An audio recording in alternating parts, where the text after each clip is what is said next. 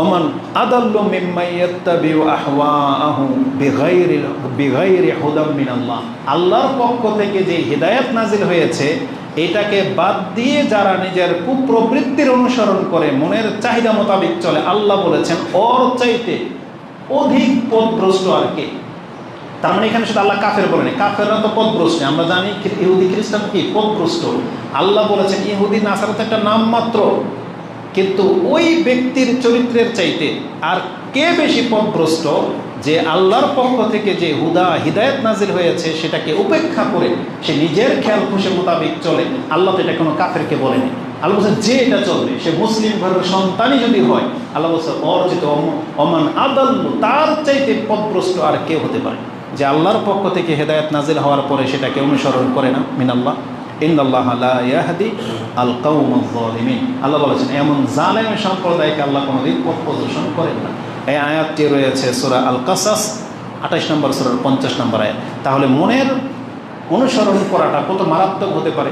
এই জন্য যারা নেটে যে ভিডিও দেয় বা মানে কি বলে এগুলোকে, সুন্দর ব্লগার যারা আপনাকে ভিডিও আপনাকে ভালো চায়, মানে ভালো হতে বলে, তারা দুনিয়ার অনেক দিক থেকে ভালো, তারা সমাজের ভালো চায়, তারা বলে আপনাকে আপনার মনের কথা শোনেন, মনের মতো হন না, তাদের মেসেজ নেওয়া যাবে না। আমাদের মেসেজ থাকবে আপনি কোরআন এবং হাদিসের বিধানটার উপরে নিজের জীবনটাকে গড়ার ফয়সালা নিয়ে নেন। আপনি দুনিয়া পান বা না পান, কোরআন হাদিস মেনে নিলে পরকাল পাবো ইনশাআল্লাহ। এই জন্য দুনিয়া আমাদের যেমনটা তেমন থাকবেই। আল্লাহ সুবহানাহু ওয়া তাআলা আমাদের তকদির বলে একটা বিষয় আছে, তবে আপনি তকদিরের জন্য চেষ্টা করবেন।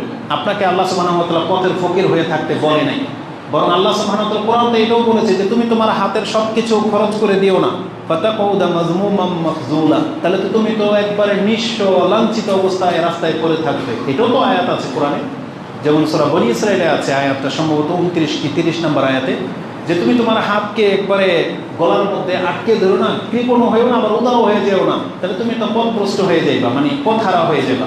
তাহলে আল্লাহ তো আমাদেরকে চেয়েছেন যেন আমরা সচ্ছল থাকি, আমরা যেন অভাবে না খেয়ে মরে না যাই। রাসূলুল্লাহ সাল্লাল্লাহু আলাইহি সাল্লাম বলেছেন না যে আল্লাহুম্মা ইন্নী আউযু বিকা মিনাল ফাকর, আল্লাহ আমি ফকির হয়ে যাওয়া থেকে তোমার কাছে আশ্রয় চাচ্ছি। এবং আল্লাহকে বলেছেন আল্লাহ তুমি আমাকে এতটা দাও, আল্লাহুম্মা আতি আলে মুহাম্মাদান কুতান, আল্লাহ তুমি মুহাম্মাদের পরিবারকে কুত দান করো। আরবরা একটা প্রবাদ বাক্য ব্যক্ত করেছে, কুত মানে কি, বলছে কুত লা ইয়ামুত, মানে কুত মানে হলো একজন ব্যক্তির অতটুকু সম্পদ খাদ্য থাকা, যতটুকু থাকলে সে মরবে না কোনোদিন, এটা হচ্ছে কুত। রাসূল সাল্লাল্লাহু আলাইহি ওয়াসাল্লাম শুধু এতটুকু চেয়ে নিয়েছেন। আর আমাদের কাছে এখন এতটা রিজার্ভ আছে, আমরা চাইলে আল্লাহ সুবহানাহু ওয়া তাআলার অনুগ্রহ 1 মাস ঘরে বসে খেতে পারবো। আমাদের মেজর সংখ্যার অবস্থা তাই, তারপরেও দেখেন আমাদের চক্ষু ভরতেছে না, আমাদের পেটও ভরে না, আমাদের চক্ষুও ভরে না।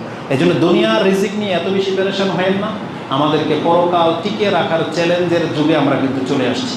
এখন ঈমান ধরে রাখা, হালাল খাওয়া, হকের পথে টিকে থাকা, এটা আমাদের জন্য খুবই কঠিন হয়ে যাচ্ছে।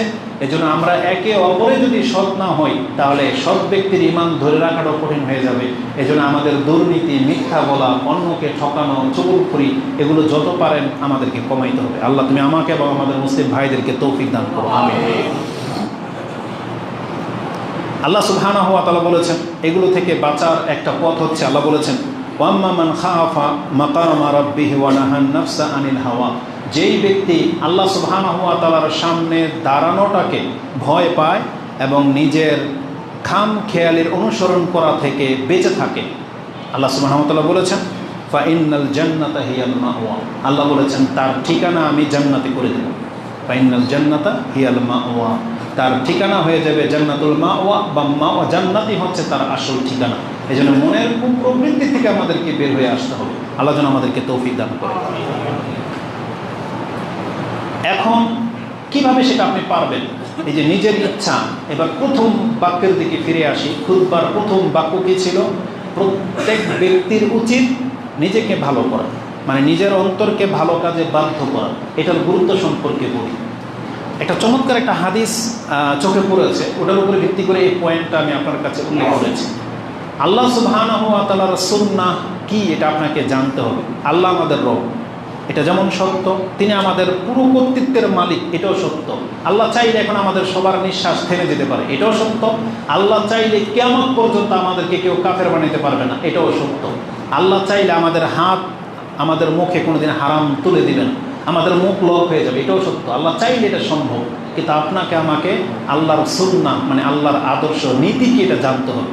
আল্লাহ সুবহানাহু ওয়া তাআলা 5 ওয়াক্ত সালাতের সময় টাইম জানিয়ে দিয়েছেন, দায়িত্বশীলদেরকে বলে দিয়েছেন একজন আজান দেবে, ওয়াক্ত হয়ে গেলে মুয়াজ্জিন আজান দেবে, আল্লাহ সব টাইমিং করে দিয়েছেন। আল্লাহ এসে আপনাকে ধাক্কা দিয়ে তুলে দিবে না যে ফজরের ওয়াক্ত হয়ে গেছে উঠে যাও, এটা আল্লাহ করে দিবে না। আল্লাহ সুবহানাহু ওয়া তাআলা কি করেছেন, নিয়ম বলে দিয়েছেন যে আপনি ফজরে জাগতে পারবেন যদি এই নিয়মটা ফলো করেন। সেই নিয়ম কি? হে নবী আপনি বলে দেন। তখন রাসূল বলেছে এশার পরে জেগে থাকাটা আমি পছন্দ করি না।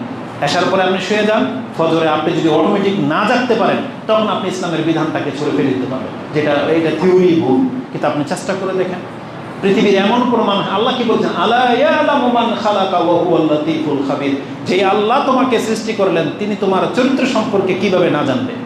তিনি সূক্ষ্ম থেকে সূক্ষ্ম বিষয় জানেন, যে মানব দেহটা কিভাবে নষ্ট হয়, কিভাবে ভালো থাকবে, এটা আল্লাহ সুবহানাহু ওয়া তাআলা থেকে বেটার আর কে জানে। এই জন্য আল্লাহ সুবহানাহু ওয়া তাআলা রাত সৃষ্টি করেছেন এবং আল্লাহ বলে দিয়েছেন এই রাতকে আমাদেরকে কিভাবে জাগতে হবে। এই জন্য মরার মতো পড়ে থাকলে চলবে না। রাত্রে 1টা 2টা বাজে আপনি ঘুমাইতে যাইবেন, তাহলে আপনার দ্বারা ফজর তো মিস হওয়া এটাই স্বাভাবিক। এই জন্য আপনি যদি আল্লাহর সুন্নাহ বুঝেন তাহলে কোনোদিন আপনি ওই রকম কথা বলতে পারে না